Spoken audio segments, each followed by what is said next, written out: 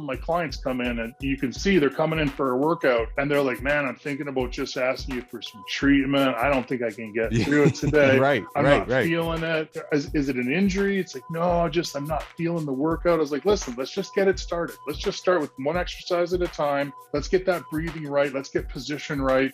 And the next thing you know, they're 45 minutes into the workout and they'll look at me and a huge smile on their face. It's like, man, thank you for making me do that. I can't tell you how great I feel right now. Yeah, man. Sometimes you have an exercise in front of you and you're like, man, I don't know if I can do 10 reps of this. But you get into it and at rep 5 or 6, you're like, man, I got this, right? And then the whole day ends up being like that. So I love using like workouts and exercise as a metaphor for like how the day is going and maybe how your life is going, right? Let's go. What's up, everybody? My name is Aaron Wexler, and welcome to another episode of Within the Game. Let's go. Within the Game is all about how to treat your craft and your life like a game so that you can have more fun, be the best version of yourself, and stay inspired, both in and out of your game. We talk about personal growth, mindset, expansion, and how to use the law of attraction to be the best version of yourself. Let's go. Today's guest is the one and only Dr. Chad Moreau. Chad, you know I'm a huge fan, man. We go back like 2 decades now, and I'm so excited to have you on the show, man. Thank you so much for being here, bro. Excited. I've been looking forward to this for months and months. We've been talking about this for a while, so here we go. Let's go, man.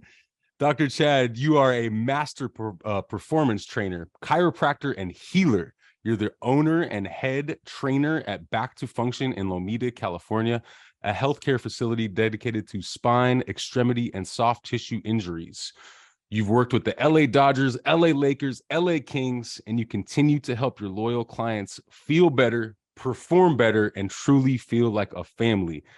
Your website is backtofunction.com. Your IG is at BTFdoc. You can also find him on YouTube. Dr. Chad, let's go. Okay, here it is. All right, man. I always like to start with this question for everybody. What does inspired living mean to you, man? You know what? I think for me is just doing what I love to do. I mean, I get to do it every day. Like literally every day I get to do exactly what I want to do. And like, how can you complain about that? It's just like the best. Yes, man. And you remember, of all people, you remember when I started this thing, you know, and I was doing this book. I was right in the middle of this book of writing this, the Inspired Athlete. I was doing all these interviews, and I just decided to publish. Yes, let's go. Let's go. And I decided to publish these amazing interviews that I was doing just like this over Zoom. And so here we are. And, you know, full circle moment, you know, you of all people have been a part of my personal journey and my desire to become the inspired athlete, right? That's been my whole journey, is like, how do I become more of an inspired athlete? So talk about that from your perspective of working with, I think you've worked with, you know, inspired athletes your whole career. How would you define an inspired athlete? Guys like you. I mean, let's be honest, man. Like every time you come into the office, I get so excited to see you. I've been seeing you for a long time, right? You go way back. You know, when I started my practice, you know, you set up a practice and you're like, okay, I want athletes to come here, but how's it going to happen? And I think an orthopedic surgeon, a buddy of mine that you had been seeing for your knee, if I can divulge that information, yeah, I know absolutely. It's in your book, so I know it's personal, but it's out there in the community. But you got referred to me by an orthopedic surgeon in Manhattan Beach, and you know, again, I wanted to see athletes. And now here's this guy, Aaron Wexler, coming in, beach volleyball. I didn't know a ton about beach volleyball. I'm a Canadian guy. So, you know, moved down here, go to chiropractic college, stayed down here, and I got a beach volleyball guy in. And he'd come in just wearing your trunks, basically, you know, no shoes, sand on your feet. And I was like, okay, this is awesome. I'm starting to feel like I'm fitting in California, you know, in sunny Southern California. So, you're one of those guys that you're definitely like a special guy to me coming in. I love seeing you, and you're still doing it. So it's like awesome. You know, we're both getting longer in the tooth, but we're still doing it. So it's awesome. That's true. That's true, man. It's so cool thinking back. And you mentioned Dr. Well, I'm going to mention Dr. Fader. And Fader, I did get the recommendation to come in to work with you after surgery. And let's talk about that, right? Because you get a lot of recommendations from people coming off of surgeries or injuries, and you're like a rehab specialist. And just for the audience, I want to share my personal story with you, because after that second surgery, I was very uninspired, right? I was at UCLA. I was like, I went through the same injury on my right knee a couple years prior, and then I had this exact same injury, the medial meniscus injury, and it just really crushed me, man. And you really helped me. I remember driving down to your facility, I think 3 times a week, and you just really helped me with the whole package of healing, like that. Even the mindset, it was just a subtle way of just like, hey, you got this, man, let's go, you got it. And you really helped me stay focused on my path of not just, you're not just going to come back to the court, you're going to come back stronger, right? Yeah, you know what? Yeah. Well, it's ups and downs, right? Like athletes and everybody else. I mean, when you have an injury, there's the good days and there's those bad days. You just have to kind of keep pushing. I think for me, just being able to work with a lot of different athletes over the years, I think what happens is you start to see these peaks and valleys, if you will, in people's recovery. But as an athlete, sometimes you've only had a couple injuries, so you don't know, okay, what's happening here? Like, am I ever going to get better? Mm-hmm. So I think for us, one of our major goals is to keep athletes focused and dialed into, like, listen, we're in a little valley now, but we're going to get back to that next peak. We just got to keep pushing towards it, right? And I think that's what you're talking about.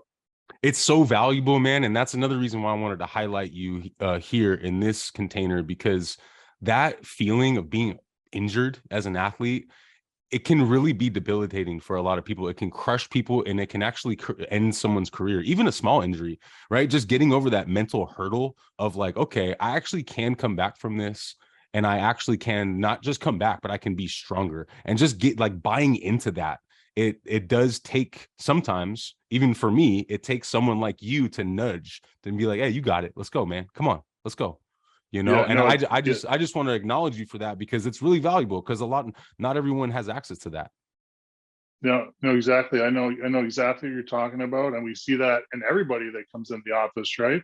Even if it's it's going to be a short-lived injury, you still need somebody that's giving you that confidence. That's like, hey, listen, you're going to be okay. Here's the 3 things that we're going to do to get this injury to a point where you're not feeling it. You get back to doing the things you want to do, whether it's play beach volleyball, or you just want to be like, be able to go to work and not have pain all the time while you're like working on the computer. I mean, this is what we're dealing with people in the community, right? It's just making people basically feel better. And there's different ways we can do it. I mean, we have different approaches and way we can get people to feel like that. And I think that's why we've been successful, since 2004, working with people, is just keeping them like motivated, keeping them inspired, right? So let's go, man. Yeah. Let's go. Yeah. Let's go. So let's talk about that. Let's talk about the back to function holistic approach to training, because in my perspective, I've been there since basically day one almost. You've taken this holistic approach. Talk about that. Talk about the holistic approach. Talk about where it comes from, and talk about how you've been able to let it evolve. Yeah, what's funny is, like, for me, my background growing up, my mom had back pain, and she'd go see a chiropractor, and she'd bring me and my brother along every now and then. And it's like, didn't really understand it. Somebody would just crack some stuff on us. Didn't really know what was going on. Yeah. I played a lot of hockey growing up in Canada, and then I really got into track and field. I was a shot put discus guy, threw a little bit of hammer down in South Carolina. But as you're an athlete and doing the thing, you're starting to have issues, right? And you want to try to find help for it. So for me, chiropractic just made sense. I mean, sometimes you go to see a trainer and they'd hand you some pills to take, right? And I was right. I don't know if this is what I want to do, right? I want to be a little more natural than this. What else could I do? So you see different chiropractors through your career as an athlete, and they help you kind of get to that place where now I can train, I can get in the gym, I can do some heavy lifts. I'm not having a bunch of back pain. You can get out to your sport and start performing the way you want to perform. And so for me, chiropractic just made perfect sense, right? So I always wanted that approach. I wanted that natural approach. Can we do things without using medications? Can we try to help people avoid surgeries?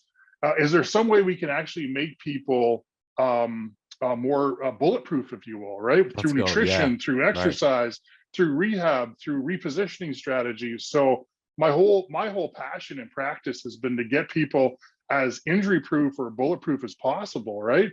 And injuries are still going to occur. I mean, sometimes life is stressful and we get a little broken down, but if we can make our people as indestructible as possible, it ends up being great for business because they don't have to see us as much chiropractic wise. But half of our facility is a gym, and we do all this rehab training and fitness training there. A lot of people just kind of pass over the generic gym to train with us because they know that we're going to have an approach that keeps them healthy and in one piece moving forward and doing all the things they'd rather do with performing sports or just going to work and being comfortable, right? So, for me, I always wanted that whole package kind of facility where people could come and they could get all the things that we offer, the nutrition, the fitness training. We have a Pilates instructor who's freaking awesome, right? So those are things that, you kind of have to go different places to find. For us, chiropractic, we do the soft tissue work all in office. So all these things we try to put in one place so that people feel like we're kind of covering all aspects of their health and their durability, if you will. So yeah, so for me, like this was like the kind of the dream of how to design it, how to put it together. This episode is brought to you by new sponsor of the show, Ready Fit Go. Ready Fit Go is a new meal prep company based out of Hermosa Beach, California, and they offer delicious and nutritious pre-made meals that cater to everyday people, athletes, and entrepreneurs. If you're like me, taking time to go to the grocery store, cook, and do meal prep in a healthy way can be a challenge. Ready Fit Go provides a great solution to this challenge as they offer over 70 options from hot meals to salads to desserts to snacks, and they offer a wide range of choices for all types of dietary needs. Ready Fit Go is offering Within the Game listeners 30% off their entire menu. Go to rfghealthyfoods.com and use code GAME30. That's capital G, lowercase a, M-E, the number 30 for the discount. Also, if you are near Hermosa Beach, you can check out their store in person to see all their options. They are located at 1025 Pacific Coast Highway in Hermosa Beach, California. Thank you, Ready Fit Go, for sponsoring the episode. Let's go! And every year, it gets closer and closer to being that thing that I really wanted to be, And talk about that a little bit. Talk about having a vision for something and like shaping it and letting it evolve at the same time. Yeah, I mean, the biggest thing is just money, right? Because it's like if you just have a ton of money in your pocket, you can just rent the biggest facility or buy the biggest facility and put everything you want in it and hire all the people you want. But the reality is, I mean, doing business in Southern California, you kind of have to figure, okay, what do I have available to me as far as resources and what can we do with that? And I think the beauty of it is the deeper into it that I go, the more I realize that you don't need very much. Right. What you really need, right. What you really need is you need to care about people. That's the biggest thing, Yeah, somebody man. walks in the door and it doesn't matter if it's like the nicest facility with the waterfall in the background and like the most fancy equipment. What people really want is they want to be heard, and they want somebody that really genuinely cares about them. And to me, that's the easiest part. I mean, caring about people is like the easiest part of the program. And for me, finding other people working in our facility, that's the key piece. And that's where I'm blessed. I have all these people that really care about the people that walk through the door. And that is like the ticket to success right there. Yeah, man. And me personally, right? Because I've been there for a long time and I've seen, your staff come and go, but the people that you attract to work with you all buy into what you just talked about. And it goes into my next thing, which is creating an environment to be successful, right? Not just as an entrepreneur, like both of us are, but for everyone who comes in the door, including your staff, including all the clients, and including the mailman that comes in, right? Just this environment that you have created, and I've watched you create, I've watched you expand and create this place where it's so desirable to come to. I told you, I'd be there every day if I could, because it's a place that I just want to be in. And there's no question why some people linger around, including me. After our sessions, I'll just hang out there. But talk about that. Talk about the environment that you've created and you continue to kind of keep up. Yeah, that's the thing. And you just said it. It's like, the typical doctor's office, you go, you get the thing that you need from them, and then you can't wait to get out of there, right? And get back onto go on your merry way. The cool thing I think that we created in our environment, like in our healthcare facility, is we have this environment where people actually want to hang around. A lot of people will come early for their visit just because they want to like chat with a few people that they know. It becomes a community, and I think that's the biggest thing, right? You get a community of people where you could probably think of 10 people off the top of your head right now that you actually know at Back to Function, and when you go there, you're like, hey, what's up, you know? And they're not people you see in your daily life. They're not beach volleyball people. They're just like people from different walks of life than you. But when you come to the office, you know those people. You know them by name. They know you. Everybody knows you as Wex, right? It's like, oh, Wex is here. So it's kind of fun to go to a place where it's not just like, you know, cookie cutter and you're just a number, but you're actually like a genuine person that everybody cares about. And it's not even just us. I mean, we have clients that legitimately will hang out in the waiting room just to say hi to people and talk to them because it's a community, right? And I think that's like, you know, it makes it really fun to go to work, right? I can even call it work. I don't know if I can call it work. Nah, exactly. But to go there to the place, the thing that I do, it makes it really enjoyable because you hear people's stories and you hear what they're up to, and you know, they talk about the Kings game they're at or whatever it is that's going on, and then they get to talk about a Kings game and then see somebody maybe from the Kings walk in the door, and then it's like, oh, it's exciting, right? Because you get to see an athlete that you know, maybe was somebody that you were like watching do their sport the day before, right? So and then everybody's cool with it, right? It's like we have athletes talking to people that were just like in the crowd watching them do something the day before, and it's kind of cool and fun, and it's not even like awkward anymore. It's not about like hounding people for autographs. It's just you just want to know you know, what their day is like and what's going on with them, and it just ends up being a cool environment. Yeah, man. So, you know, a big part of my project is mindset. I'm really interested in this idea of champion mindset. And what you're talking about right now is the mindset of getting better, right? Like when I'll just tell you my personal mindset. Every time I drive down to come to one of your sessions, my mindset is, Wex, let's go. It's time to get better as a person, as in your body, with your spirit. Like it's a holistic vibe of like, let's go get better. This is your time. Can you talk a little bit about the mindset that you see in the people that come down there and that you would like to see? You would like to see more of this champion mindset in your people. No, I mean, you know, that's one of I think one of the biggest things that I wanted to do is I want to treat everybody that walks through the door like they're a high level athlete. Yeah. And some people might feel like that's intimidating, but once they see how it is to be treated like an athlete, you never want to go anywhere else. You don't want to get treated like anything else, right? Because you might just be a recreational tennis player playing on the women's team for the PB Country Club or whatever it is, right? But you definitely want to be treated like an athlete, and you want that high level care because you might be putting 2-3 hours a day into your craft, i.e. playing tennis, even though obviously you're not turning pro, but you're having fun playing with other women, you're playing the game, and you want to be treated like an athlete. Or it could be just somebody that's just like, man, I just want to get my ankle better so I can like walk on the beach with my wife, or you know, with my friend or whatever it is. You know, that's an athletic endeavor, and you got to get your body right to be able to do that. And people have injuries that sometimes, you know, preclude them from doing all the little things they want to do during the day. So I think for us, treating everybody like they're an athlete is a powerful weapon for us, right? Because like they get the best care. Nobody's less than anybody else, whether it's a pro athlete or somebody just wants to take that walk on the beach and not have ankle pain hold them back.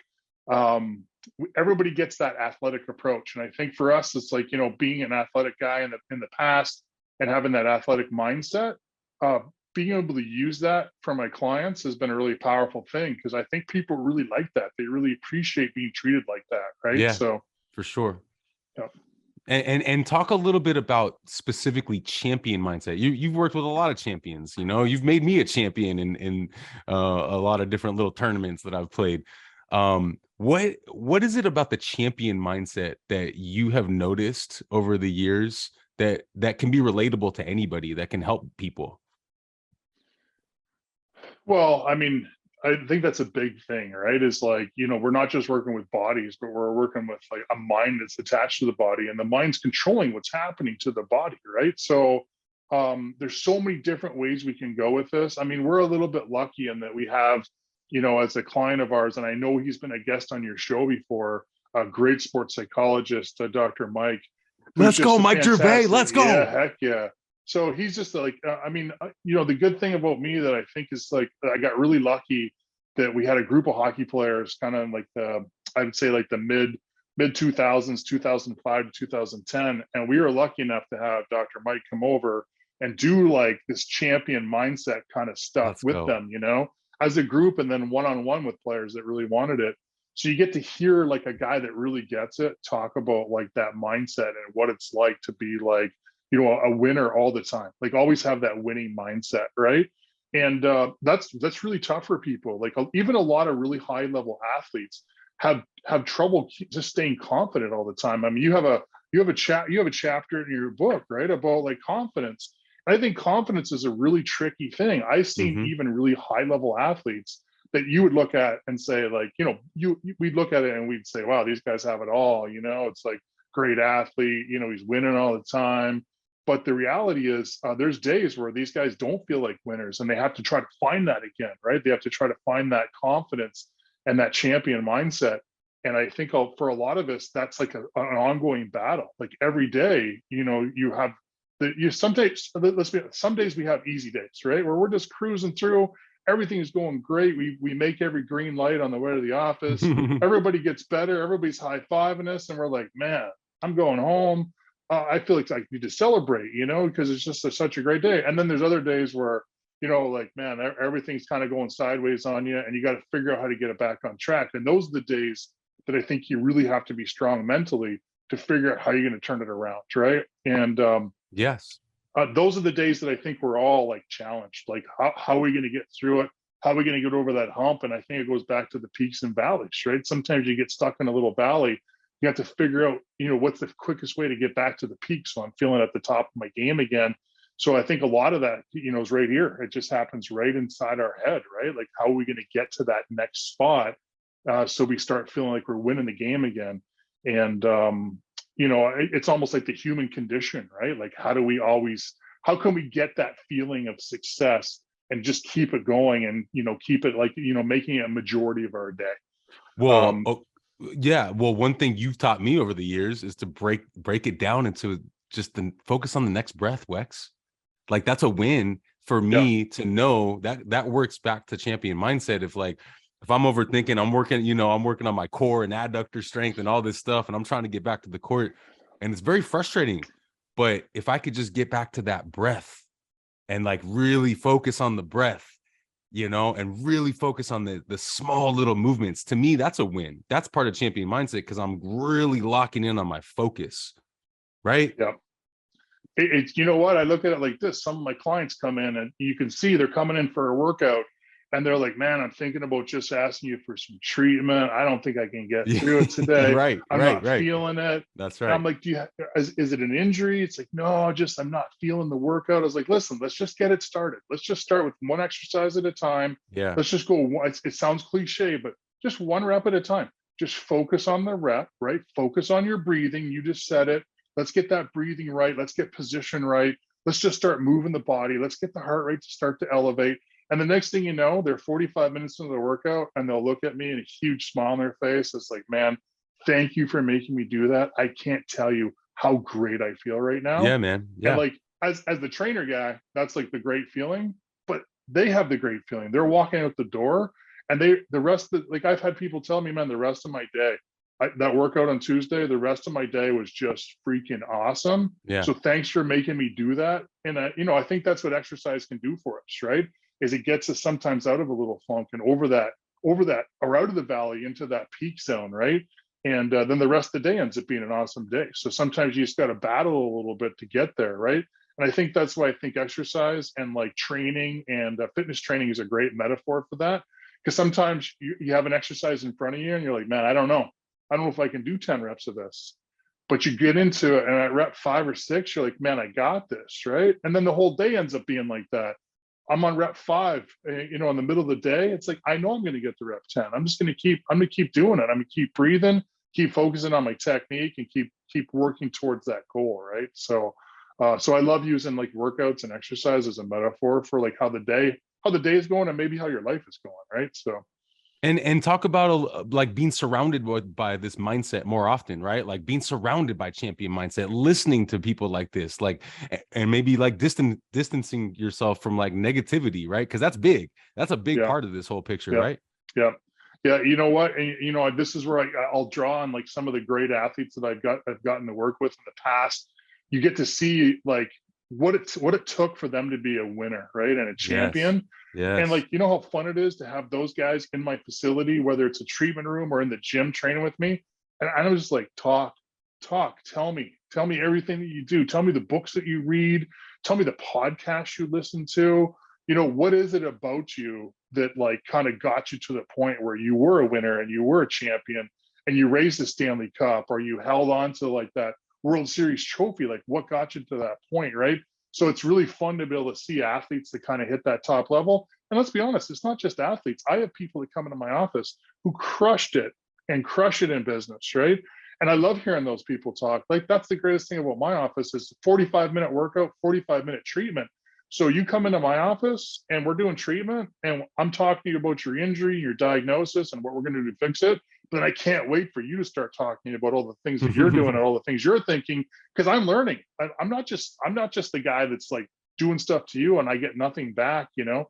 I can't wait for you to tell me all the things that you're doing, because I'm picking out pieces of stuff from your life that are making my life better, right? So you get these business people that have just crushed it and have made like hundreds of millions of dollars. How did you do that? That's Right. freaking awesome, right? Yeah, So it's not just athletes that like hit that ballot, that the peak, but some of these business people are doing.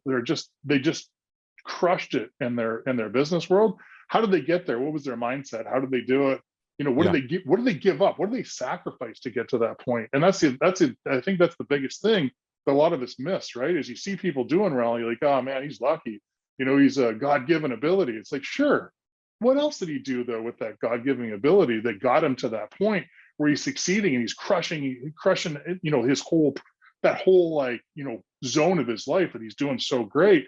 What sacrifices did he make to get there? And that's the biggest thing that I think people miss, that are maybe just not quite getting to that, like that goal that they want, whether it's making more money or being more successful or like winning, you know, in their sport. And it's the sacrifices, right? Like you hear what these people have done to get to the top of the game, and it's all about sacrifice. They've given up a lot of stuff to get to that point because it was worth it for them. You know, in the end, looking back, they probably wouldn't have done it any different because the sacrifices are worth it because they're winning. Let's go, man. Loving this conversation right now. I want to transition a little bit into EQ, emotional intelligence, right? Because emotional intelligence fits with this whole picture, Chad, of this idea of staying inspired and like finding personal growth within your game, right? That's kind of what my whole message of stay inspired is. I want to bring you back to a little bit of a memory here. There was one workout that I had with you probably over 10 years ago, maybe 15, where I was pretty upset. I came into your office, I was upset. And I wasn't upset really with you or with anybody, but I just had this anger in me. And I didn't really talk to you during that workout. Do you remember that at all? I don't know if I do. I don't know if okay, it was a long time ago, but it was my best workout. And it was it's memorable for me because I went in there. Wait. You weren't talking? No, I didn't say a word. Come on. I don't know if I ever remember you not coming in with a bunch of stuff to say. That's I didn't talk. That's when you said I'm doing a podcast. It's like, yeah, no surprise. This was a long time. This was in the smaller gym. Okay. And we were lifting heavy. And I remember being upset, and I remember firing myself up like, come on, let's go, Wex. Like, this is a lot of weight. This is more weight than I'm used to. You had the little Nintendo thing on there. I wanted to like really Nintendo, yeah. I really wanted to get it going. I bring that up because sometime now that I'm a little bit more interested in this idea of EQ. EQ is emotional intelligence. It's how to use our emotions as fuel, right? How it's not just that we're being aware that we're like upset or angry or maybe even a little down and, you know, depressed even. Because the whole idea of staying inspired, you can't be like inspired all the time. That's not even what I'm suggesting. I'm suggesting stay on that trajectory, stay on that path. But when we have these moments of like maybe like a lower vibe emotion, and we're still wanting to get better, how do we use those emotions as fuel? Like that day when I was like, you know what, I'm upset, I'm going to use this anger and I'm going to try to get, because you know, when you're lifting heavy, sometimes anger is good. Like you tell me sometimes, hey, let's go, let's fire it up a little bit. Yeah. But I want to unpack that a little bit. How do we as athletes, and how do you as a trainer kind of like get that EQ going so that it can all be used as fuel? Yeah, no, it's an interesting one, right? Like sometimes you got to ramp people up a little bit. Yeah. And that's the fun part about being in the gym, right? Because it's like when you're doing fitness training, sometimes it's not all just really smiley and having a great time. Right. Hey, sometimes we're grinding, right? You're just grinding in there, and you got to dig down a little bit deeper than you would during the rest of your day. And yeah, so you're right. Sometimes you'll use frustration and anger and drive it towards an exercise, and that's not a bad thing at all. Right. I mean, think about that. Think about how much better society would be that everybody that was frustrated and or angry just went to the gym and just threw some weights on the bar and did 5 sets of deadlift rather than taking out on people around you, right? Take it out on the weights. The weights don't care. That's what I always tell people, right? The bar doesn't have any feelings. You're not going to hurt the bar's feelings. So get in there, grab onto it, squeeze that thing, bang it around a little bit, right? So I mean, for me, that's like one of my favorite parts of the workout, right? Is sometimes you're not having the best day and you got to get a little frustration out and I always say, take it out on the weights, take it out in the weight room. So you go home and you get to smile at your dog and, be nice to your family versus, going home frustrated and angry, right? So yeah, I mean, let's be honest, we all need exercise, right? And not most of us don't have beach volleyball as our profession, right? Let's be honest. Like most of us have a job that we're contained. We have to maybe wear like a tie to work or whatever, and we're working on a computer, and people are like pressing on us all day to do stuff. So like, I mean, you got to get yourself to the gym. You got to throw the weights around a little bit, and sometimes like that anger is a useful emotion when you're in the gym working out. Yeah, for sure. Yeah, no, it's huge. And what do you say to the person out there listening who used to be me, and really sometimes I go through this too, where I really love working out. I love it. But sometimes I don't feel like it. I actually feel unmotivated sometimes or uninspired. What do you say to that person in that moment? Man, let me be your trainer. No, I mean, that's the thing. Listen, let's be honest. Some of us are really self-motivated. We can just go to a generic gym and run our own workouts. Maybe we found our workouts in our workout in men's fitness or whatever. You go and you run your own workout. That's awesome. But, a lot of people need a little push, right?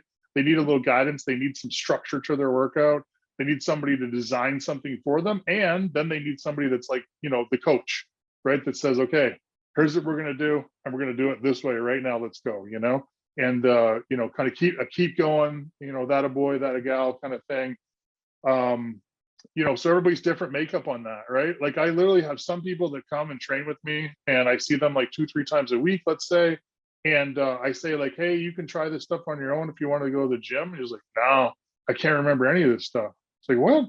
They're like, you don't understand. I have so many things going on. I run my own business, they might be really successful people and they're just crushing it.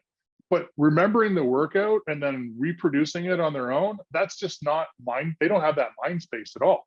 Yeah. They're super successful and they're doing all this great stuff and they're crushing it and making way more money than you could ever make in like healthcare like I am.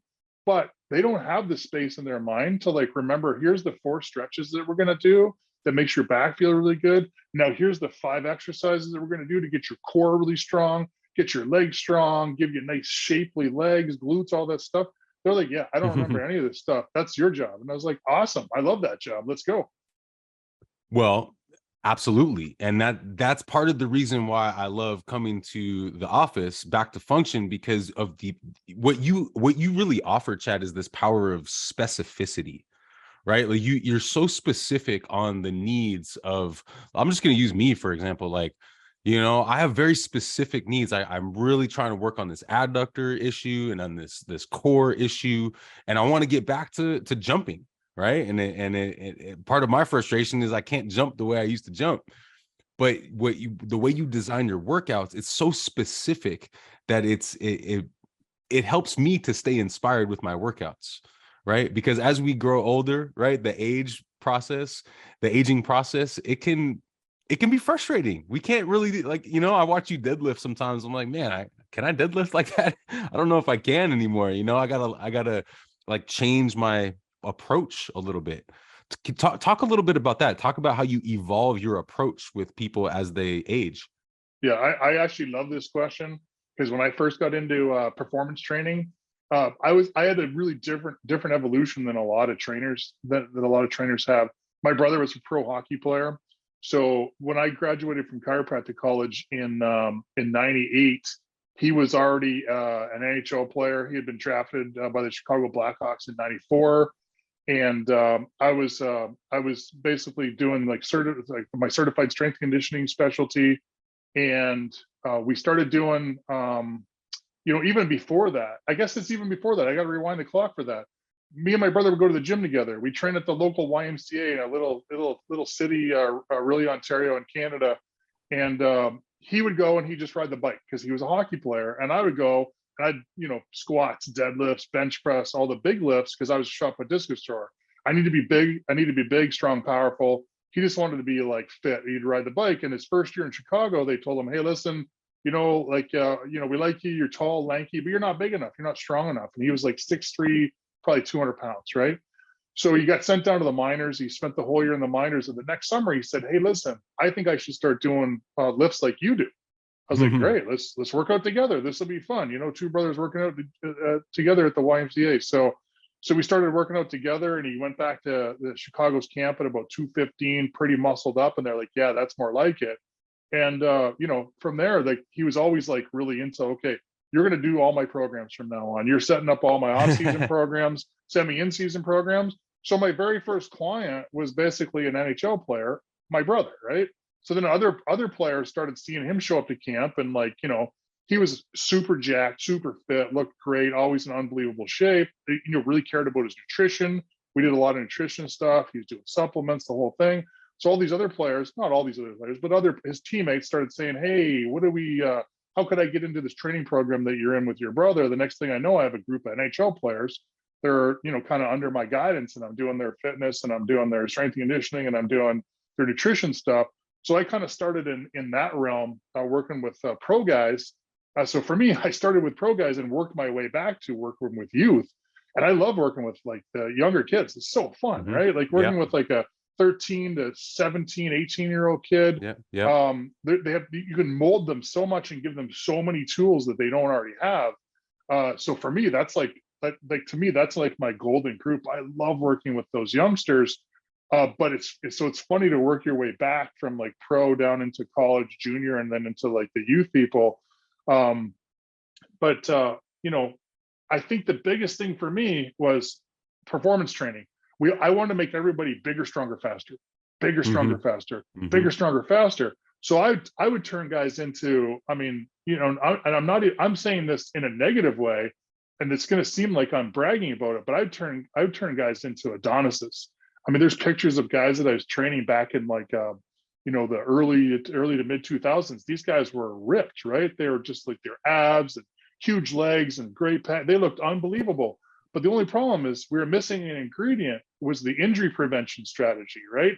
These guys were having injury issues, whether it be like unstable shoulder or like hip impingement, and all these things that, you know, just kind of came onto the scene, especially in the hockey world.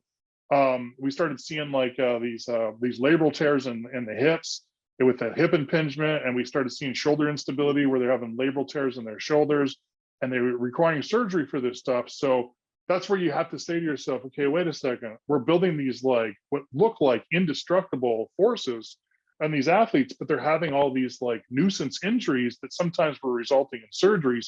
What are we going to do about it? So that's where I personally had to really figure out how to fill in the gap in this performance training model, and really start working rehab into the performance training aspect of working with athletes. And I think that's where I became really good. So even though I was working for pro teams like the Edmonton Oilers and some of these other teams and working with these athletes, it wasn't until I understood that the rehab concept had to be interlaced with the performance training concept. And once I got good at that, that's when I think I really did a good job working with athletes, right? So you've probably seen this a little bit in my evolution because we've been together for a long time. Is now when you come in and train with me, the first sometimes 10 to 15 minutes are repositioning strategies and hip mobility exercises and rotator cuff activation strategies. And so therefore, you're not just coming in to try to get bigger, stronger, faster. We're trying to make you durable and indestructible. And as an athlete, I think that's maybe the most important part now. Your whole approach has been to like put armor on your athletes, right? Yeah. Like how we can develop our own armor with our own muscular system and with our own these little postural pattern repositioning patterns and all these things that you've come up with is kind of developing this preventative kind of measures that we can take before we go into the big lifts, right? Yeah, for sure. I love saying that too. I love saying we're putting armor on you right now, right? Yeah. Because as an athlete, sometimes you're like, man, why am I doing these little, repositioning exercises? Like, what's this really going to do for me? And when we talk about like adductor strains, like groin strains and hip flexor strains and sports hernias and ab tears, man, if we can get position and we can get athletes in a more neutral position when they're at rest, it's a huge, huge factor in performance training because adductor strains, hip flexor strains, ab tears, sports hernias, these are huge problems that they take athletes off the ice, off the field, out of the sand, whatever your modality is. So if we can give these athletes a chance to stay healthy and therefore perform day after day after day, practice more and compete more, then we're doing a great job with these people, right? Because the bottom line is what you do in the gym doesn't really make you a better athlete. It's for you at beach volleyball, it's what you do in the sand that's making you a better athlete. So I need to figure out what I can do for you to keep you in the sand and healthy and therefore practicing and playing at a higher level, right? So for me, just to complete the picture, my evolution as a trainer went from performance training. And then once we started to really lace in all this rehab stuff that we do now, then I think we have a really complete program. And that's where, like we can brag, I can brag about some of my athletes that have just absolutely crushed it in games played in the last 10, 15 years. I mean, they're at the top of the league as far as the most games played for their teams and the fewest games missed to injury. Those are to me, those are like really exciting stats. And I know as a sports person, most people are like, well, that sounds boring. What are you talking about? What about just goals and, wins or whatever it is, the sport that you're looking at. But for me, it's like, man, if you missed very, very few of your potential performances because you barely ever were injured and I'm your trainer, I'm really proud about that. That's like a huge deal to me, right? Decreasing injuries for our athletes is just a massive, massive bonus for us when we see an athlete that can stay healthy for for most of the season, if not all the season. That's I like that. That's what I'm looking for. And let's talk about pushing yourself, right? Is it possible to overtrain, Chad? And how do you know if you're overtraining? Yeah. That whole overtraining concept, I think, is still a little bit under researched. And I think, again, this is where I think you need somebody monitoring your progress, right? So for us, it's a feedback loop system, right? I mean, let's be honest. The first thing we do when you walk in the door is like, hey, Wex, how you feeling today? Right. That's like step one. It's like, if you're coming in and you're looking at the ground and you're not feeling good and I'm not sleeping, I can't sleep. I have all these problems going on in my life. I'm not eating, maybe I'm using alcohol. These are like massive red flags, right? We have a huge problem here in this athlete, and there's no way we can push this athlete in any way, shape, or form.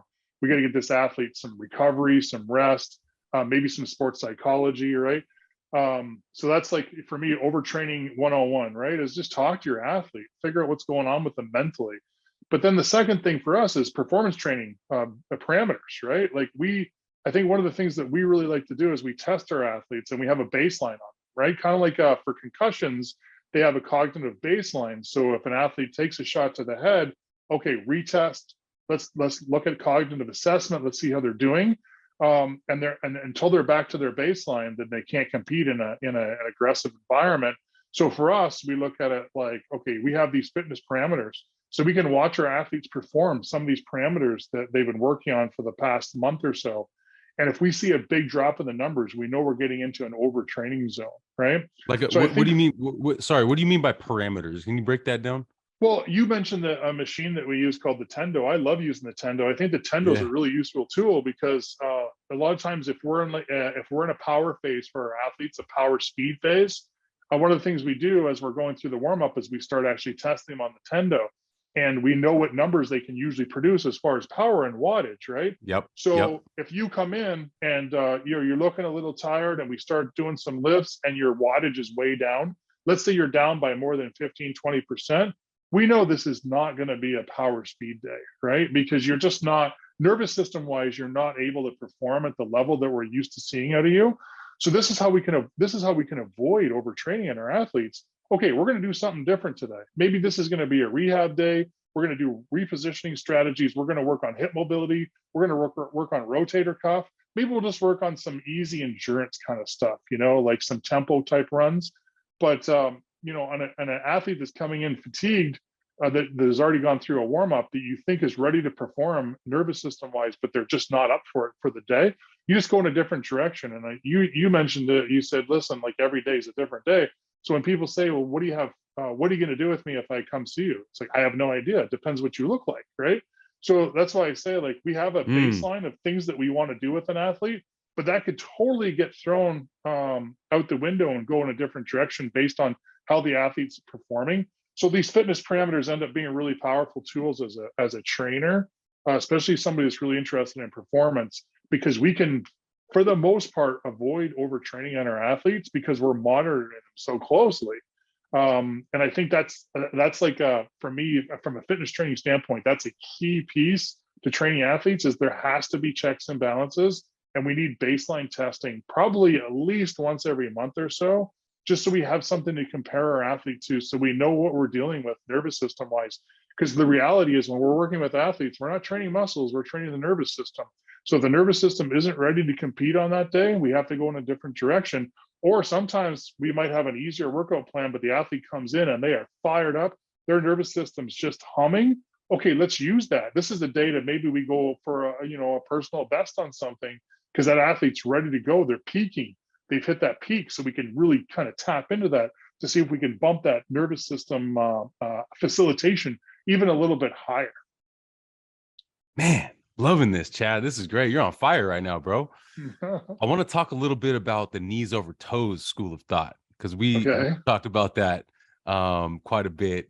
And man, I'm forgetting his name right now, but the knees over toes guy, he kind of introduced this idea of, which is a new school of thought, whereas like your knee, if you're doing like a lunge or a squat, your knee would actually go past your ankle and your toe, right? That way. I want to ask you about that, because that's kind of a new school of thought. And, you have some of that implemented in some of my workouts. Talk about that as a specific thing related to this new school energy of training, this new school approach where it's more integrated. You're doing more postural stuff. You're doing more breathing stuff, maybe using more band work, but it's like this evolution of training. You know what I'm saying? Like, it's like this new school thought processes are coming into play more, I feel like. Yeah. I mean, let's look at the knees over toes specifically. Yeah. The bottom line is, when you're competing in a sport, a lot of times your knees are in all kinds of funky positions. I mean, look at beach volleyball, for crying out loud, right? If we record a beach volleyball, we record you playing beach volleyball, and we watch where your knees going. Man, you are not knees over your ankles like a traditional squat. For most of the time, you're on the sand. I mean, you're torquing, you're changing positions so frequently that I think we need to train our athletes for all these different positions they're going to be in, and the positions they're going to be in are going to be multiplied by hundreds, right?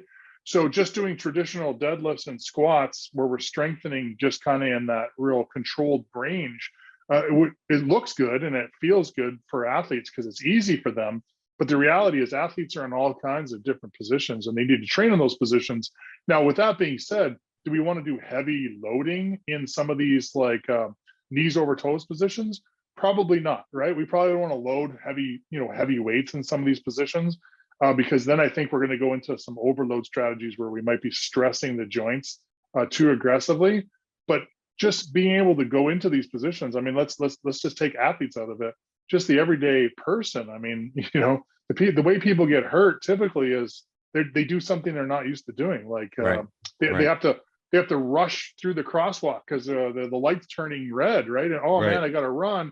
And I felt something in my calf, or I started playing pickleball and I strained a muscle. That's right. People are doing things they're not used to doing. So I think from a training standpoint, we want to put people in as many positions as we can, so that when they do find themselves in that position, whether it's running across the street to beat the red light on a crosswalk, or I decided to try to play pickleball on the weekend, they've probably seen that position in a fitness training workout with us. So the chances of them getting injured are a lot less, right? So I think the knees over toes, I think the beauty of what that guy, I can't remember his name either, what he's trying to do is he's putting people in those positions that maybe they're not used to. Now, he's really extreme about it. And most of us will never be as good as the guy that invented that technique and the knees over toe stuff, because obviously he's putting a ton of time into it. And, he says that he used to be like a terrible athlete and now he's like amazing. So that's probably not going to happen for all of us, right? That we just start doing these exercises and we'll become amazing athletes and we'll be able to dunk. I would love to be able to dunk, but right now I'll just settle for touching the rim. But I think the beauty of what he's doing is like, train as many different positions as you can find yourself in. And then you probably won't be surprised when you get into that position doing something that maybe you don't anticipate coming your way, right? So yeah. No, that's great. And I actually wanted to personally thank you for showing me the dynamic warm-up years ago. And I want to talk about this for just a second, because this is relatable to anyone, whether you're an athlete or if you're not a competitor. Just to do dynamic stretching is so powerful. I just did my sequence down on my walk earlier today, and I just feel better. I immediately feel better. Like I had a little twinge in my lower back that went away. Talk about that. Well, first of all, talk about the importance of flexibility, no matter what your goals are, and talk about that dynamic warm up and how powerful that is. Yeah, the dynamic. So this is where I was lucky. Even though I was a big shot put discus guy, right, big feller. On the track team, the track athletes, I mean, the sprinters and the jumpers, they move so beautifully, right? So I was on a really good high school track team. My high school track coach, Ian McMillan, love the guy, just so far ahead of his time. And he would all have us all in the wintertime, right?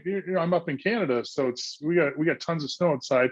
You can't go outside and throw the shot put in the discus. And we didn't have the kind of facilities where you could throw indoors, right? So we would do all this indoor training and we do all this, we do like plyometrics and we do this dynamic warm up. So I started doing, and you feel silly when you're in high school trying to be like a cool guy in high school and you're doing all this skipping and jumping and, all these funny movements.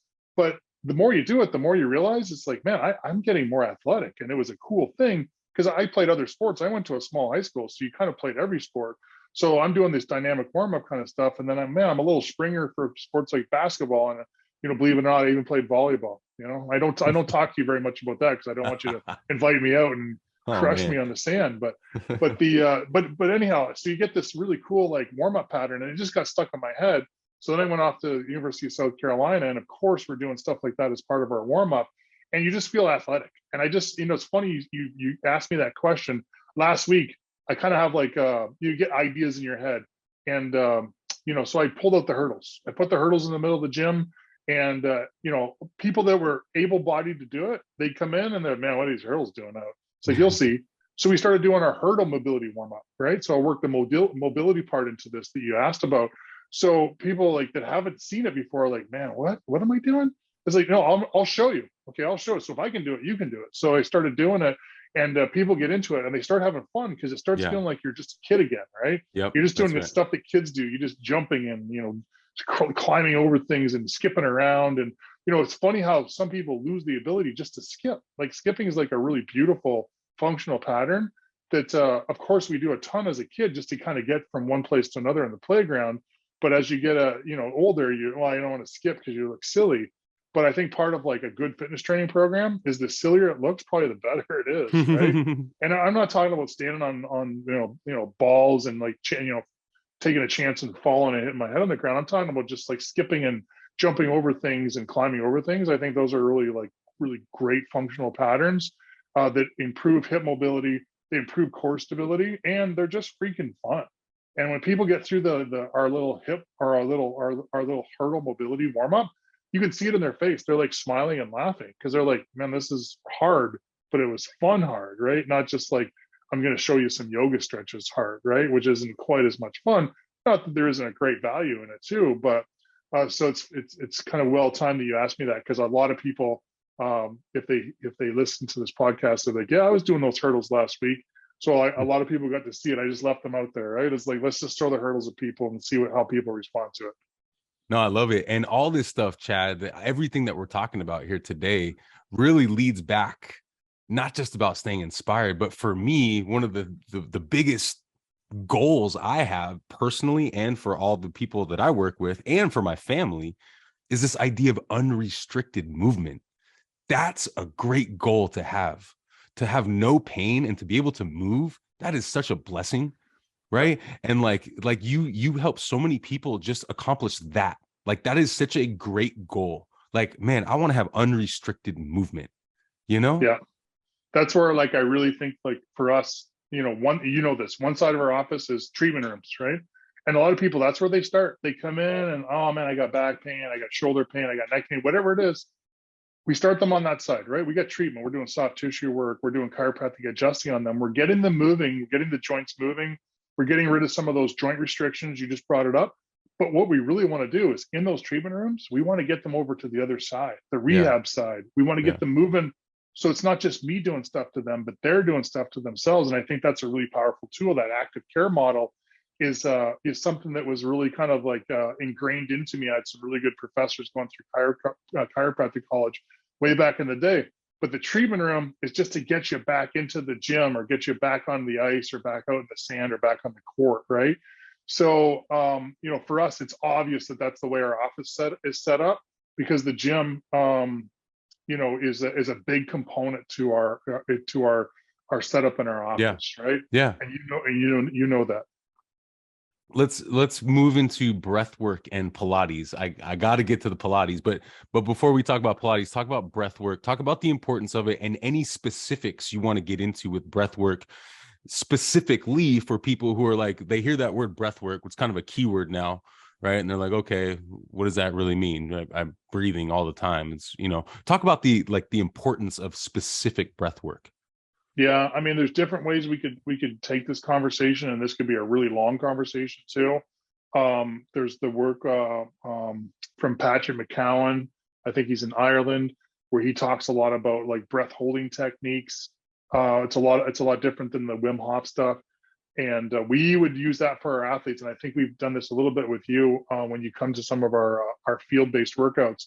But we do a lot of this breath holding. The idea, real quick, is just basically letting the body kind of deal with more carbon dioxide load in the blood, so that you therefore become better at oxygen saturation. We'll even get kind of fancy. We'll have a little what do you call it, a pulse oximeter on their finger, where we can look at the oxygen saturation rate, and we challenge our athletes, see if you can drop that oxygen saturation down into the 80s.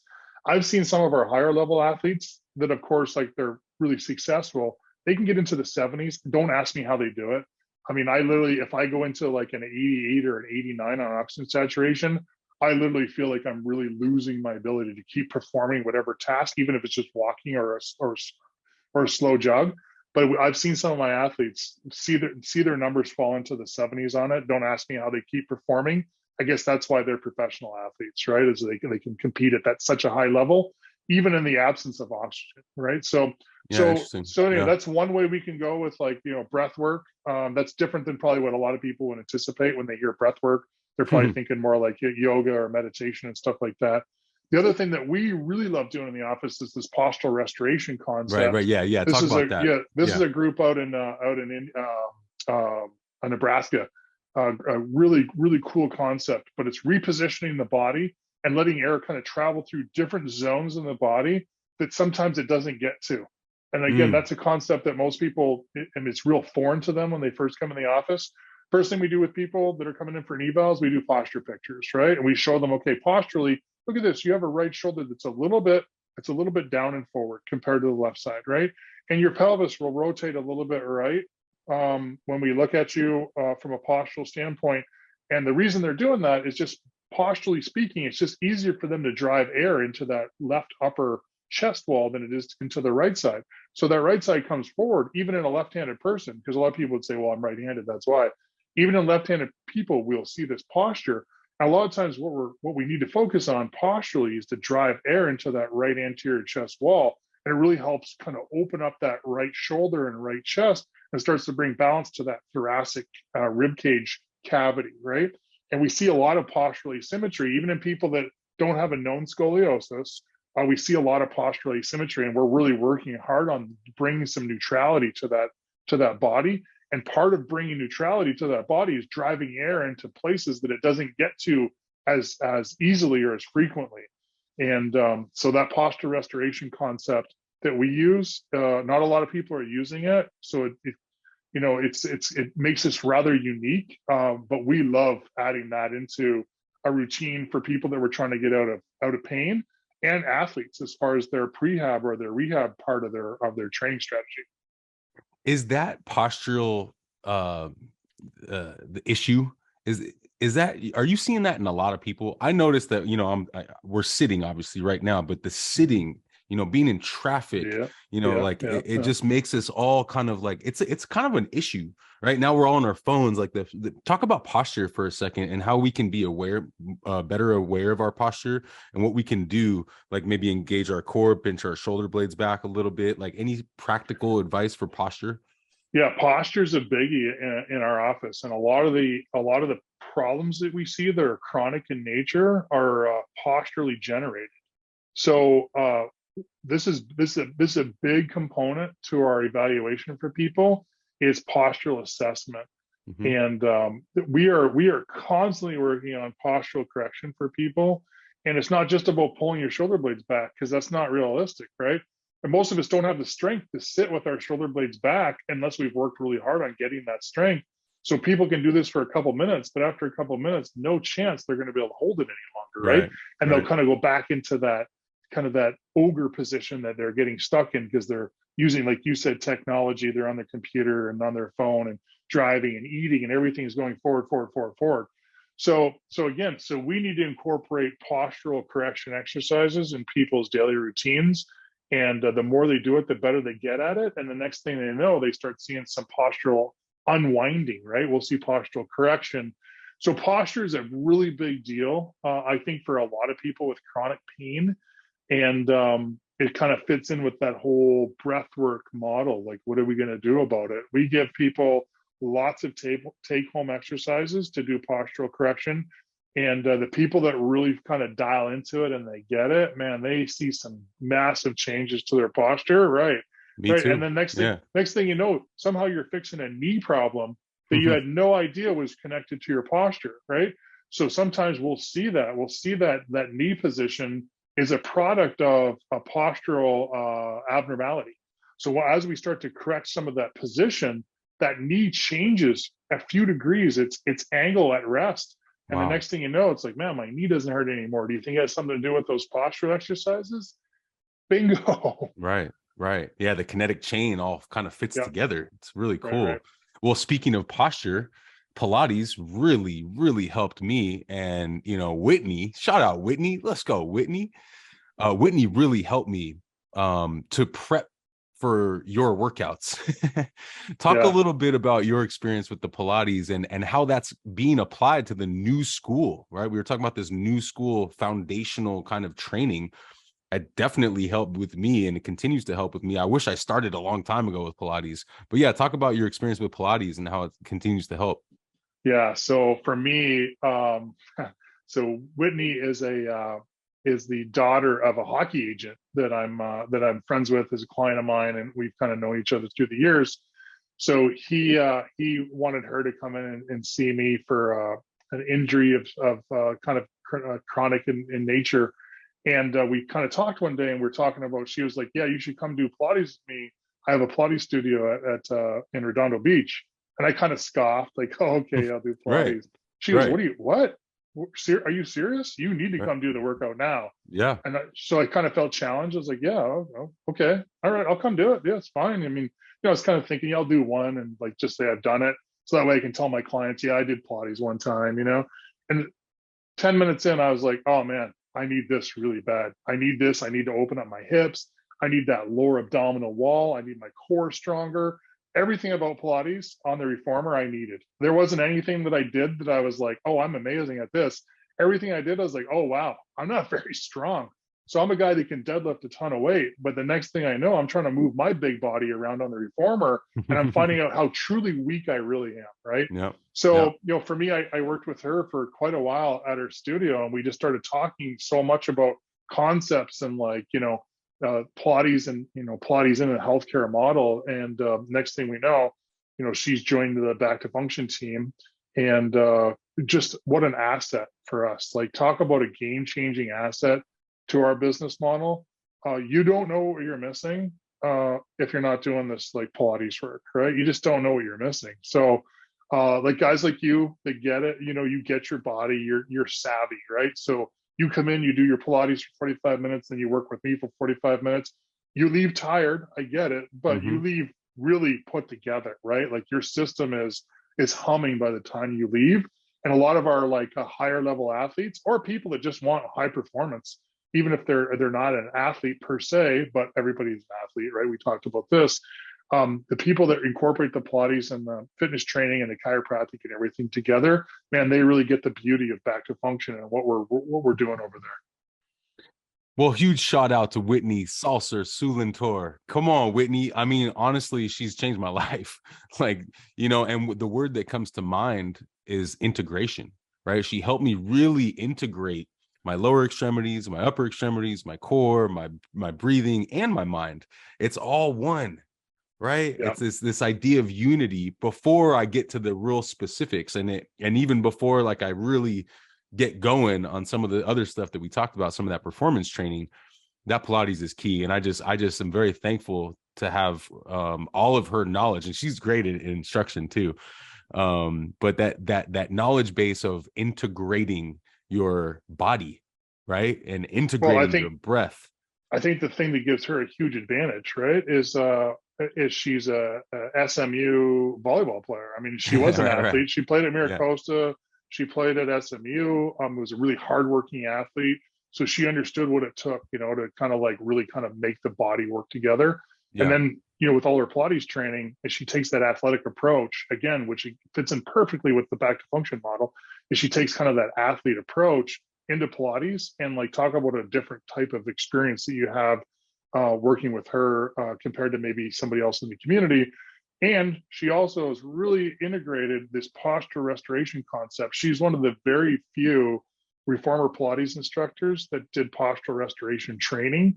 It was a course offered in Chicago. She did some work with the people in Chicago, and it's not even a course that's offered anymore. So other people can't even really copy off her and like try to figure out what she's doing.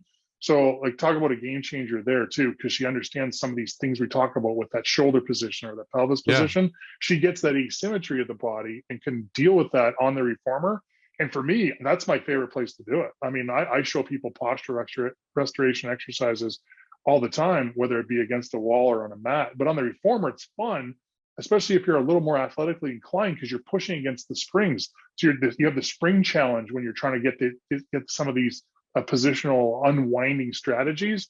And for me, that makes it way more fun. So so Pilates for me, big part of our concept of Back to Function. And man, we are so lucky to have, I would say, the most gifted Pilates instructor in the whole area in our facility, like, 5 days a week, right? So total game changer for us.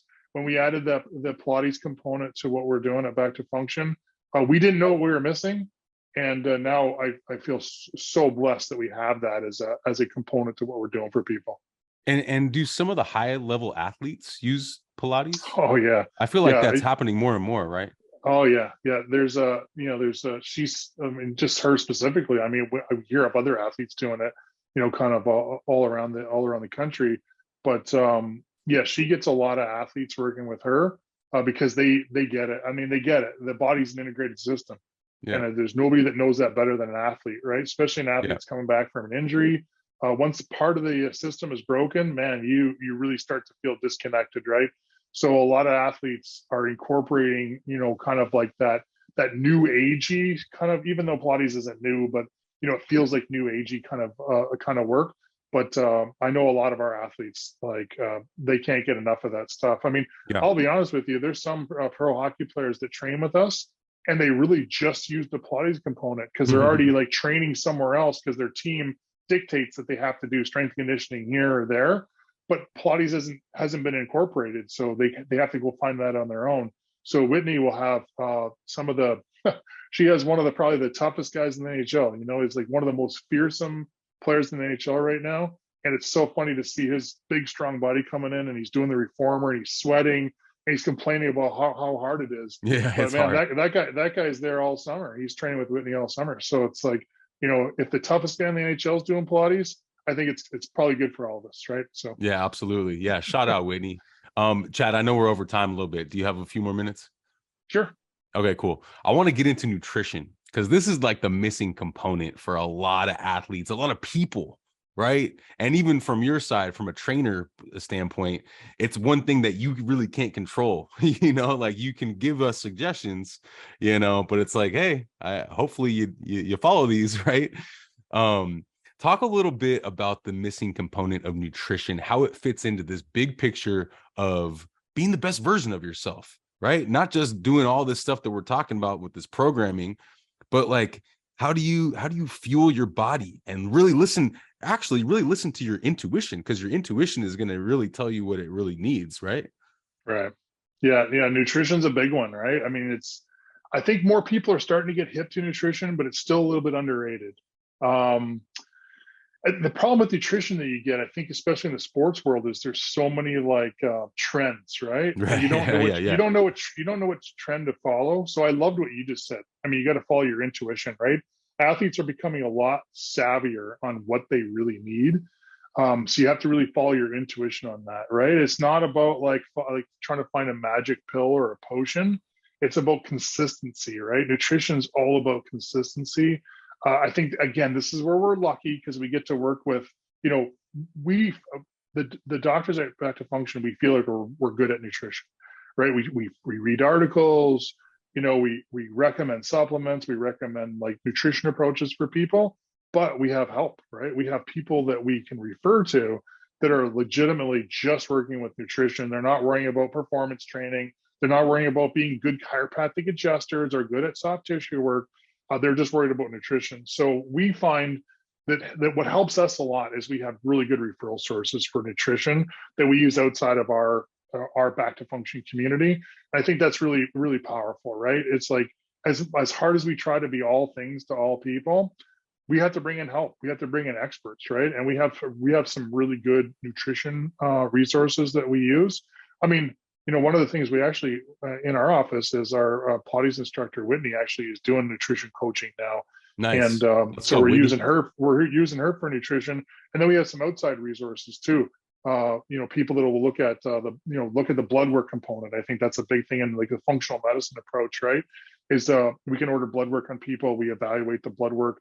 We have a nutrition coach who will look at that blood work with us and make recommendations based on that. I know you've experienced that in the past with our friend Lisa Rado. Let's go, Lisa. Rado Nutrition, right? So Let's I'll go. throw her name out there. That blood work component's pretty powerful too, because you get to see little holes that maybe you didn't know were there, right? And I think blood work is one of those things. It's a little bit of a mirror to our health, right? So if we're having some issues, we can find them and address them before they become big problems. And I think that's the advantage of doing the blood work and kind of incorporate that into nutrition. So we can get fancy with nutrition, but there's real basic stuff too, right? I mean, most athletes aren't eating enough protein, which is crazy because like you think about it, all you think about when you think about athletes is protein, but then a lot of our athletes are getting stuck on these like concepts where they're not eating enough protein. So I think that's a big one. And it's not just about supplementing protein. Of course, we'll supplement protein with like good protein powders. Like we use a bone broth protein that's really good, but you have to eat protein, right? You have to get protein in your diet. I think that's I always tell athletes the best thing you can do is get most of the things you need actually from the foods that you eat. And then we'll cheat a little bit with supplements over top of the nutrition, but the foods are the most important part. And then there's the hydration component too, right? Are athletes drinking enough water?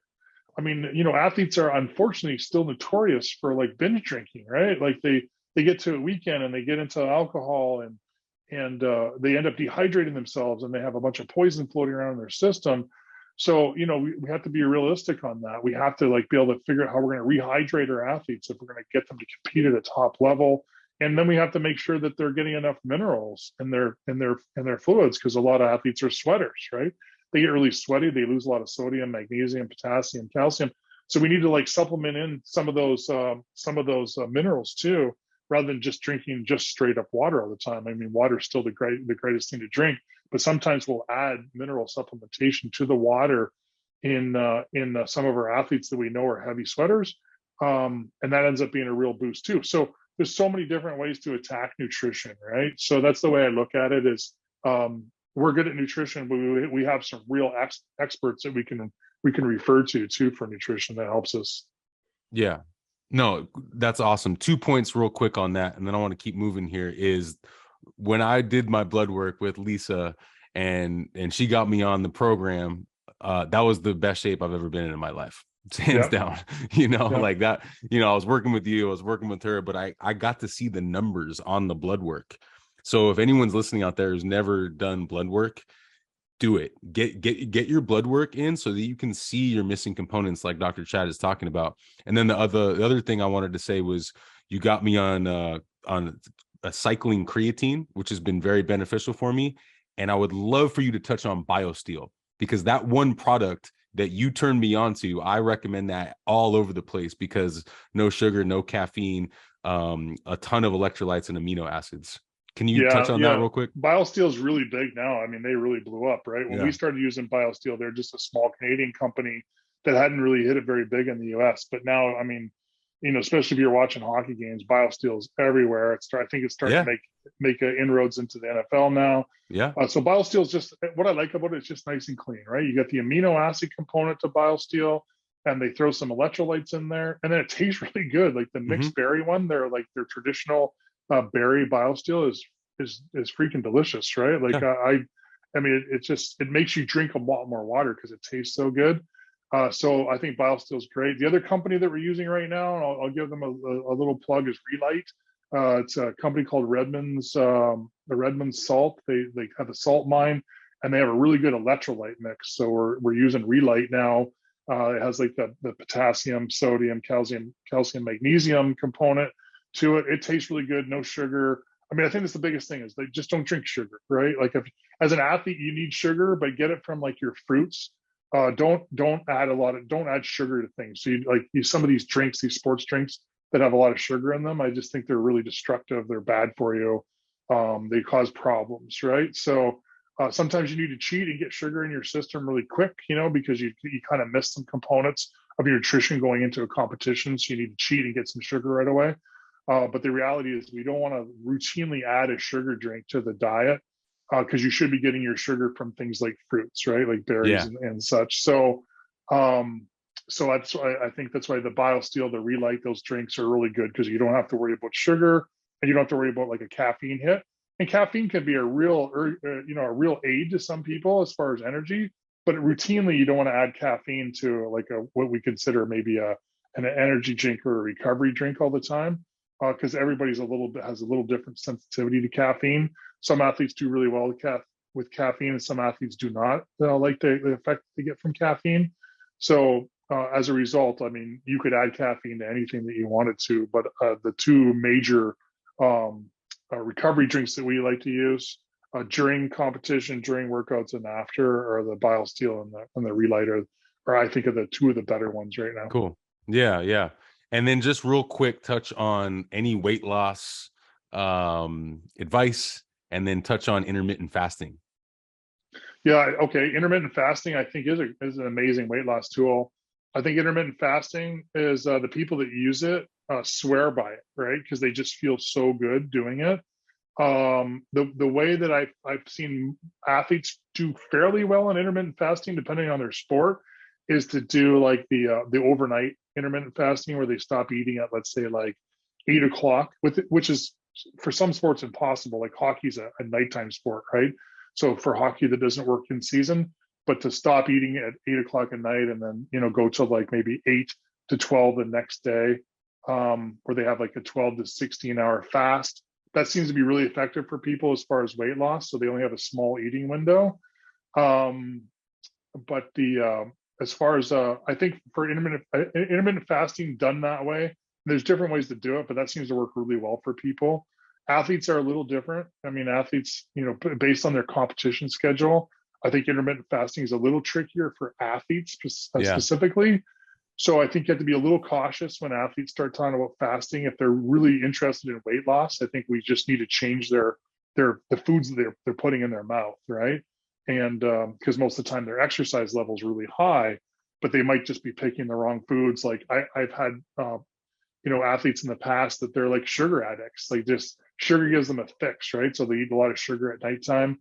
And most of us know that's probably not going to be a winning strategy for a long right. for a long-term approach, right, to health. Right. So I mean, athletes, even though they might look fantastic because they're burning so many calories in competition and in practice, sometimes they still are picking the wrong foods, and we have to be conscious of that and make sure that we're kind of getting into that with our athletes so that we can maybe make corrections before they become destructive.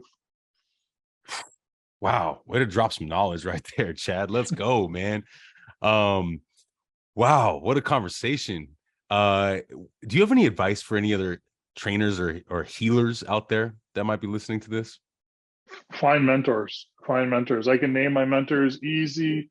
My number one mentor, Larry Bell, chiropractor in Aurelia, kind of like where my parents live, my hometown. He was my chiropractic mentor, awesome guy. I got to like kind of work around his office just a little bit. He was my chiropractor all through high school. Great guy. Out here in LA, I got to work with a couple really good people. Craig Morris, Gary Jacob, two chiropractors that I learned a lot of good things from. And then Joe Horgan, soft tissue center guy, who's teaching at the chiropractic college now, the Southern California University of Health Sciences. A fantastic mentor, just taught me so many things about diagnosis, patient management, soft tissue skills. I mean, you got to find mentors, right? Like nobody's going to just do all this stuff on their own. You got to find people that you can learn from, that you can saturate yourself in their world and learn as much as you can from them. And that was always my thing, right? It's like I wanted to be great at what I was doing, so I wanted to learn from people that I thought were the best in the community. And I still do that. I'm still going to seminars and workshops and reading books. And like, I'm always trying to learn from other people, man. It's like, there's anybody out there in your community, physical therapist, chiropractor, orthopedic surgeon, that wants me to come over to their office and learn from them for the day, I'll cancel my patients and come learn. I love learning from other people. That's like so powerful for me. Because once you get busy in practice and you're seeing lots of patients, it's hard to take time out to learn more, right? And I always want to put new pieces of the puzzle in place, right? Because nobody has it all figured out. So the more you can learn from other people, the more pieces of your puzzle that you get to kind of put on the board. So I couldn't agree more, man. I just went to my first TED Talk the other night. It was really cool. Real quick, how young should kids start lifting and training? Depends on their maturity. Like I like to say, like most kids, we've had kids in our office as young as like 7, 8, but the training is just fun. We're just playing games, right? We're not doing heavy deadlifts with them. We're playing games, or we're working on patterns, right? So I think the biggest thing is like just teaching kids like fundamentals, and then patterning, like a hip hinge, how to squat, how to one-legged squat, how to lunge, how to jump and land correctly. I mean, jumping and landing correctly is the key piece there, because everybody knows how to jump kind of, but how do you land, right? Landing is like a skill base. It's a skill set that athletes typically will teach themselves, but we can help athletes learn it a little bit faster just by giving them some basic guidelines, right? But typically, I mean, you talk about like strength training, like, actually lifting weights with a barbell and a dumbbell. Usually kids are ready around like 13 or so. Like they're usually mature enough mentally to kind of like have that mind space to like, because it's not as much fun as playing games, right? I mean, just going to play a game like in Right, your right. sport, or just like as a little kid going to the jungle gyms is the best training tool, right? That's where you should do most of your workouts, just on a jungle gym or playing with your friends on a playground. But once you start, like, maybe let's put it, once you start specializing in a sport at 13 and you want to start doing strength training, then 13 is probably like a good age for that. Some athletes don't really mature until a little bit later, because you need to have that, like, the ability just to kind of focus on exercises that aren't as much fun as the games that you play, right? Like teaching somebody how to do a hip hinge to do a Romanian deadlift or a deadlift isn't as much fun as playing beach volleyball. Let's be honest, right? For sure. But you see the beauty in it, because you do it and you're like, okay, I see what this is going to strengthen my hamstrings and my calves and my feet and my back, and it's going to give me the ability to kind of drive myself down into the ground. So therefore, it could improve my vertical jump over a period of time. So you see the beauty of where it would go to, but a younger athlete's not going to see like how it applies, right? A lot of times it's just their parents telling them to do it. So I always want to make sure it's the athlete's idea. So if the first question I ask a 13-year-old is like, are you happy to be here? Is this something you want to do?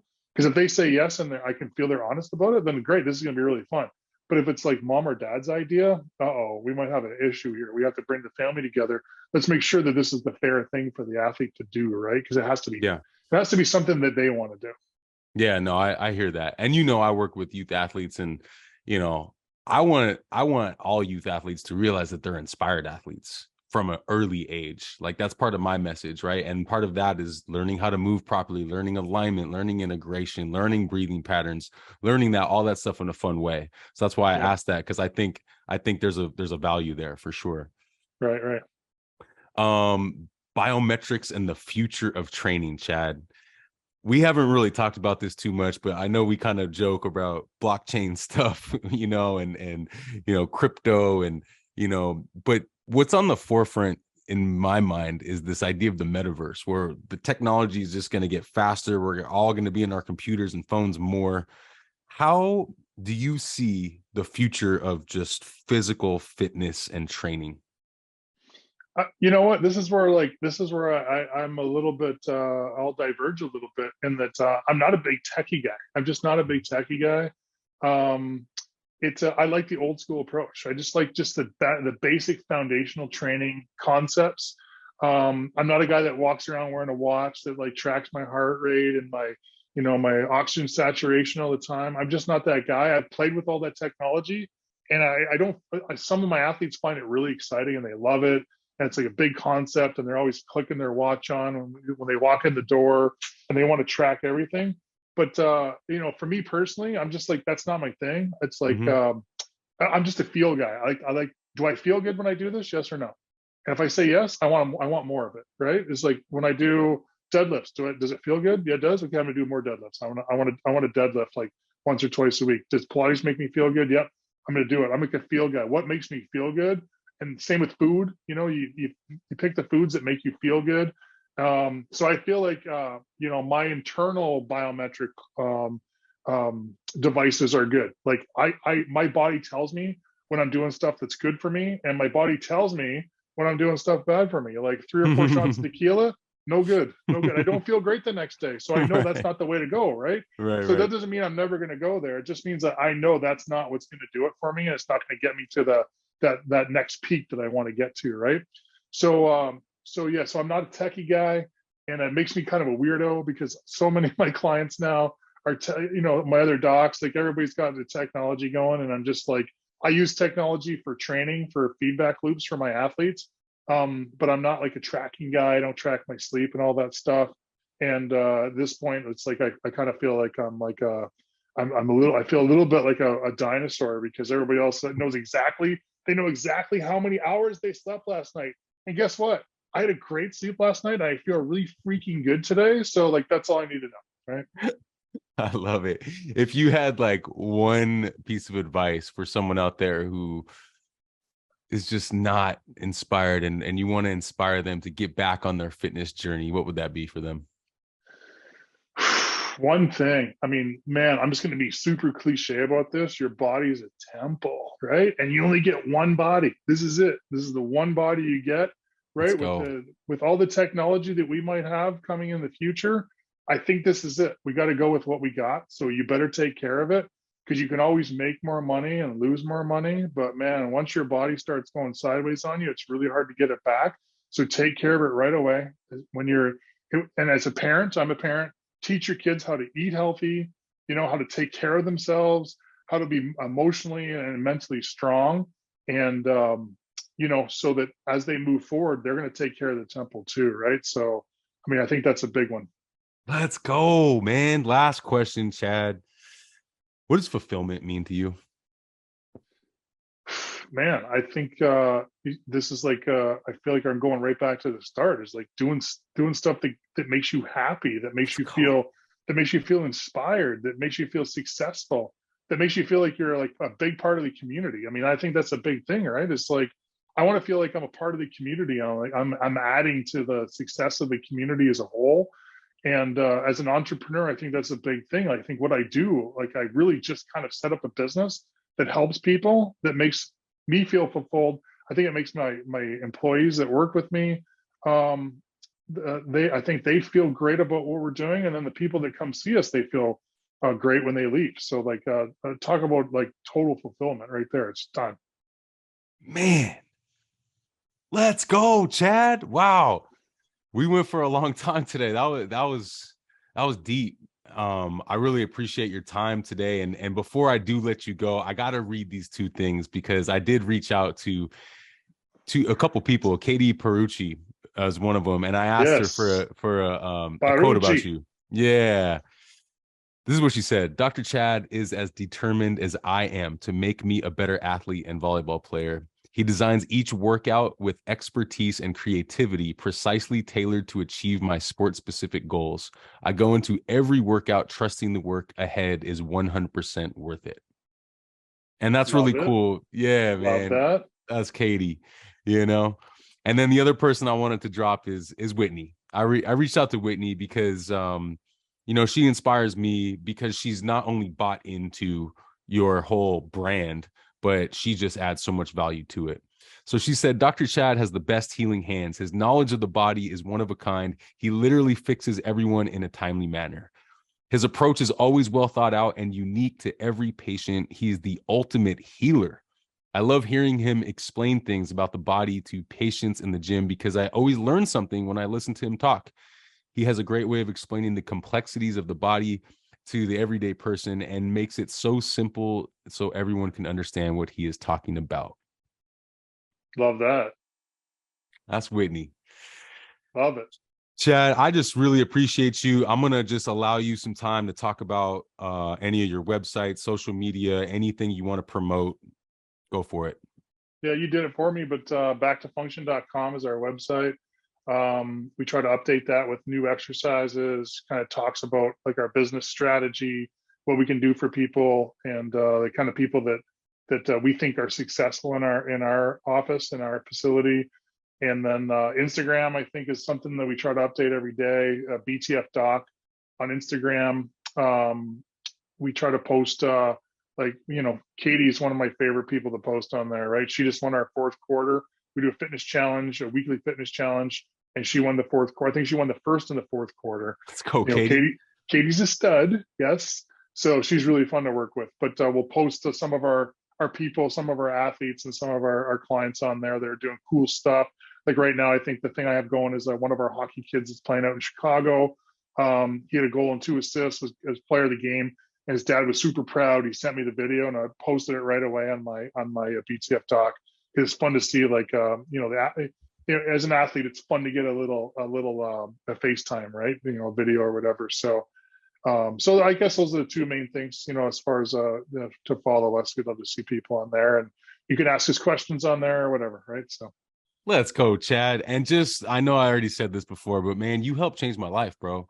You really did. Like you were a catalyst of healing for me, and you continue to inspire me. And I will continue to rock the shirt and call myself a I like BTF it. athlete. You know what I And mean? you do the same. You do the same thing for me. I mean, you with your podcast is awesome. You're always bugging me, man. You should do a podcast, you know. And now I'm Right. seeing you do it. I'm like, man, Wex is good at this. He's good Thanks, at the man. podcast. And then the book. I mean, it's just, man. I just feel like you're living the life, man. You got a great job. It just looks like everything's going so great for you, and it's just like you're so positive when you come to the office. It's just so fun to have you even walk in the door, right? So, I appreciate it, congratulations man. to you, my friend. Thank you very much. Well, don't go anywhere. But everyone listening, if you made it this far, thank you for being a listener. And hopefully you got a lot of value from this. So please like, subscribe, and share. And everyone out there, peace and blessings. Stay inspired.